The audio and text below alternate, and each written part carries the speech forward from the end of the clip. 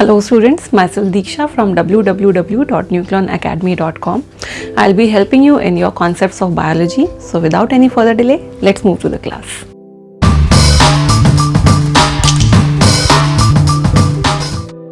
So we will discuss the topic of microsporogenesis today.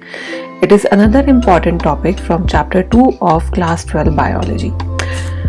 Microsporogenesis is defined as production of microspores, or we can say male gametophyte or pollen from pollen mother cell, that is also abbreviated as PMC by reduction division, which is also called as meiosis. We have also discussed megasporogenesis in separate video, the link for which is given in the description. You can go back to there and watch that video and understand the concepts of megasporogenesis too. Now let's come back to microsporogenesis. What is the location of microsporogenesis? It is anther, which contains pollen sac inside it, which contains sporogenous tissue. Now sporogenous tissues are the ones which contain the cells which are called pollen mother cells. So when I draw this location, these are 4 pollen sacs inside the anther. This is the cross section of an anther which you can see possess 4 pollen sacs in number. Now if we magnify this diagram, this much part of diagram, so we get to see the various layers present inside the anther. So the outermost layer is called as epidermis. Then below epidermis there is present endothecium layer. Below that there are some layers of simple parenchymatous cells which are called as middle layers, and below them there is present the important one, that is tapetum. Tapetum is specifically an important kind of cell inside an anther, and because it is the one which is going to help in the process of nourishment. So tapetum help in nourishment of developing pollen, and they have dense cytoplasm and they may be multinucleate in nature. Now what do we mean by this? Actually this is a very important one marker information with respect to the board exams. It is a very oftenly asked question: what is the significance of tapetum in the microsporogenesis and what are its structural features?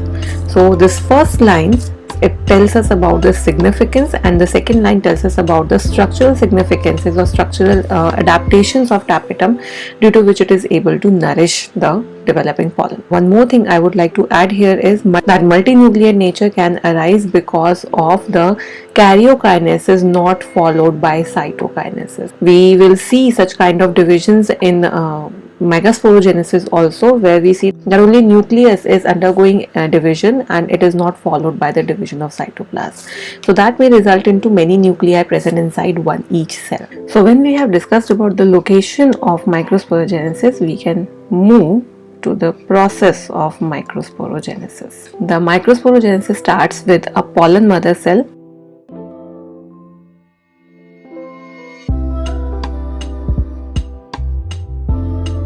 So microsporogenesis starts with a pollen mother cell which is diploid in nature and is present in the sporogenous tissue. Each pollen mother cell undergoes meiosis and it forms a pollen tetrad. Each of these cells are haploid in nature. If we talk about the journey of each and every cell out of this pollen tetrad, then immature pollen now undergoes an unequal mitosis. This unequal mitosis results in the formation of a vegetative cell and a generative cell. This stage is called as two-celled stage, and maximum amount of the angiosperm plants, they dehisce their anthers at this stage of pollen grains. Now after this, another mitosis occurs only in the generative cells to produce 2 male gametes or 2 generative cells. A whole picture of the pollen grain. It has an outer layer which is called exine, which is made up of sporopollen. The internal one is intine. Then there are 2 generative cells which are also called as male gametes, then germ pore, and then the vegetative cell, the larger cell, a vegetative cell. Here I would like to talk about the exine layer which is made up of sporopollenin.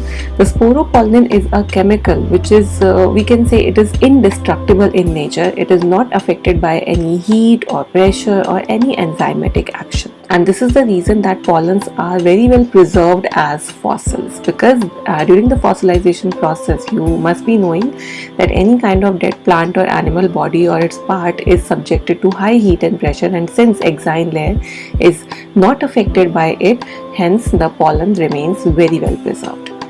So this stage is called as a 3-celled stage. Some plants, they dehisce their anthers when their pollen have reached this particular stage only. So with this, microsporogenesis is over, and thank you for watching this video. Subscribe to our channel to get useful content in future. Have a great day.